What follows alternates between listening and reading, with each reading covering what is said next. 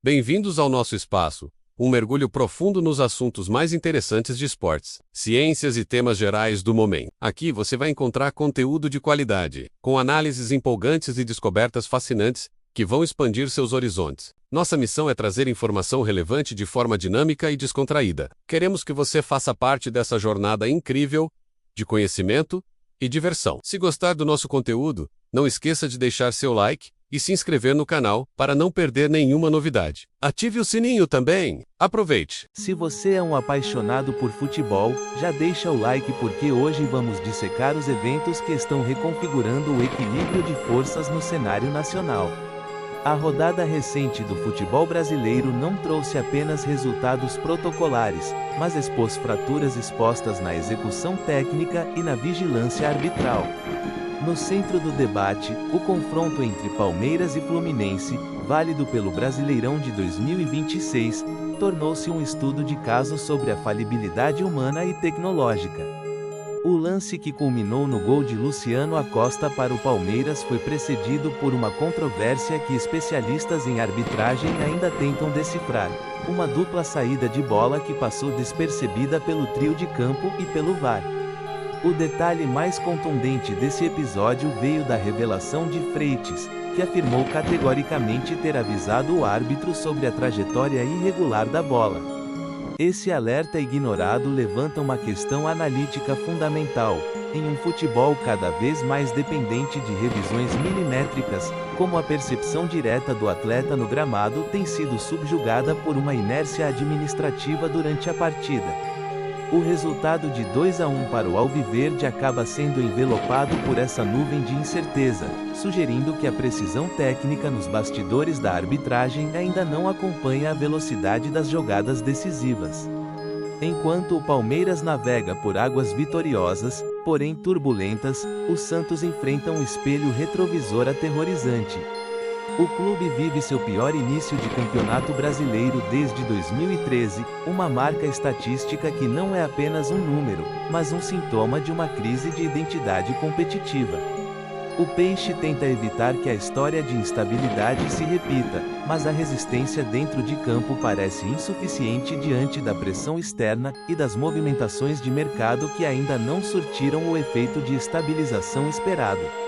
O hiato de mais de uma década sem um começo tão fragilizado coloca a gestão técnica sob um holofote implacável, especialmente quando observamos que a janela de transferências continua sendo a única esperança de uma guinada que os atuais resultados não prometem.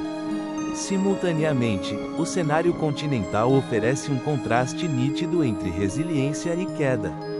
O Botafogo conseguiu dar o troco no Nacional Potosí, garantindo sua permanência na pré-Libertadores e injetando um fôlego necessário para um elenco que busca redenção. No entanto, o sucesso isolado do clube carioca não mascara uma tendência preocupante para o futebol brasileiro: uma série de quedas prematuras de clubes nacionais nas fases eliminatórias que antecedem os grupos da Libertadores. O que antes era considerado um território de domínio absoluto do Brasil tornou-se um campo minado, onde a falta de ritmo e a desorganização tática de início de temporada estão cobrando um preço alto demais. A vulnerabilidade dos nossos representantes diante de adversários teoricamente inferiores é o reflexo de uma preparação que prioriza o volume de jogos em detrimento da profundidade estratégica. No Rio de Janeiro, o Vasco da Gama atravessa um período de reconstrução forçada. Após as saídas de figuras centrais como Felipe Coutinho e Fernando Diniz, o clube carioca tenta recolher os cacos em meio a uma atmosfera de incerteza. O desafio imediato é monumental: enfrentar Neymar, que encara o Vasco como um dos obstáculos em sua busca por vagas decisivas na reta final da temporada. Para o Vasco, a aposta recai sobre uma solução interna. O treinador interino revive sua estreia ao reencontrar o Santos, em um ciclo que parece se repetir como uma estratégia de sobrevivência. A equipe busca no mercado da bola as peças para estancar a sangria técnica, mas o tempo é um adversário tão perigoso quanto os craques que enfrentará nos próximos dias. A transição entre o modelo deixado por Diniz e a nova realidade prática exige uma agilidade que o mercado nem sempre oferece de forma imediata. Outro ponto de análise crítica surge no duelo entre Corinthians e Cruzeiro. Em um jogo marcado pelo equilíbrio tenso, o Corinthians soube capitalizar sobre uma expulsão adversária para buscar um empate em 1-1. Embora o ponto somado evite uma derrota em casa, a incapacidade de reverter totalmente a vantagem numérica em uma vitória clara expõe a dificuldade de criação ofensiva que ainda assombra o Parque São Jorge. A dependência de fatores externos, como cartões vermelhos, para alterar a dinâmica de um jogo ressalta a necessidade de uma reestruturação nas transições de ataque. Por fim, a Copa do Brasil entregou o componente de imprevisibilidade que define o torneio, mas com um toque de crueldade para os favoritos.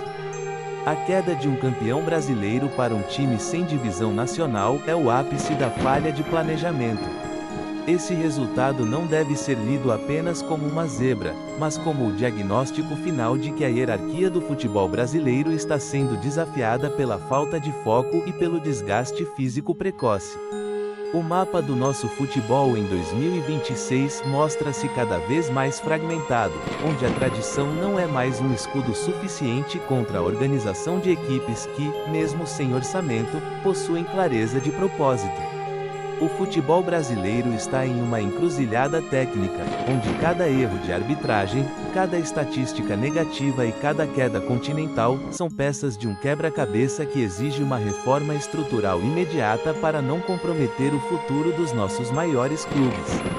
Para não perder nenhuma novidade, não se esqueça de curtir e se inscrever.